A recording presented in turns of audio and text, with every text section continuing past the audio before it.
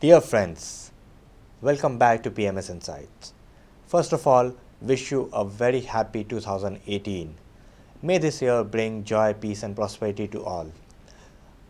The year 2017 was significant for equity investors with Nifty 50 index appreciating by almost 30%, driven by low base of demonetization and also by domestic inflows into mutual funds. However, the last 5 years returns for Nifty are more modest at 12% annualized. In this backdrop, the core equity portfolio delivered healthy 37% returns for calendar year 2017 and 34% annualized over the last 5 years.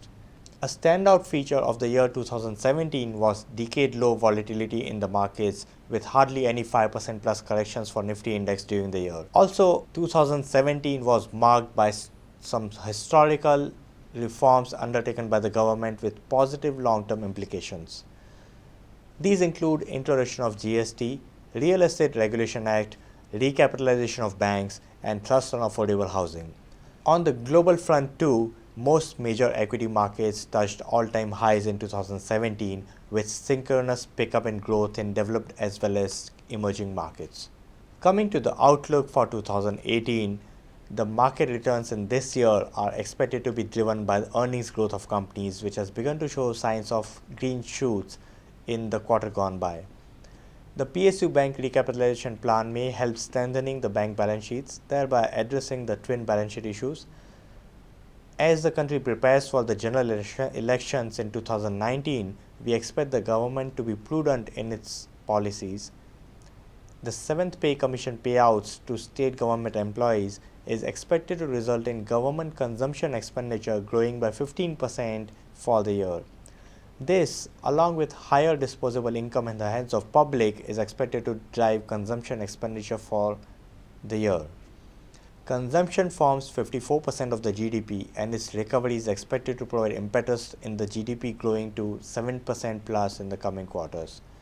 From core equity portfolio perspective, around 40% of the portfolio is invested in consumer discretionary space, which includes automobiles, media, and building materials. These segments are expected to benefit on account of robust consumption demand in the coming year. Also, another 30% of the portfolio is invested in retail-focused banks and NBFCs that are seeing strong growth in retail AUM on account of increased discretionary consumption trend. Government reforms like GST implementation, schemes for infrastructure, housing for all, Bharatmala may help drive demand for building materials, cement and infrastructure sectors. Our portfolio companies like National Building Construction Corporation, J. Kumar Infra, Shree Cement, Century Ply and Sera Sanitary Ware are expected to benefit from these reforms. The CEP portfolio is aligned towards companies with low leverage and high return on capital. The average return on equity of the core equity portfolio is almost 60% higher than the benchmark, while the leverage is 85% lower than the benchmark. The profit growth is expected to be 36% higher than the benchmark, while valuations are at a 15% discount to the benchmark. All this gives us conviction that we are well poised to seize any growth opportunities that 2018 may present us. Thank you.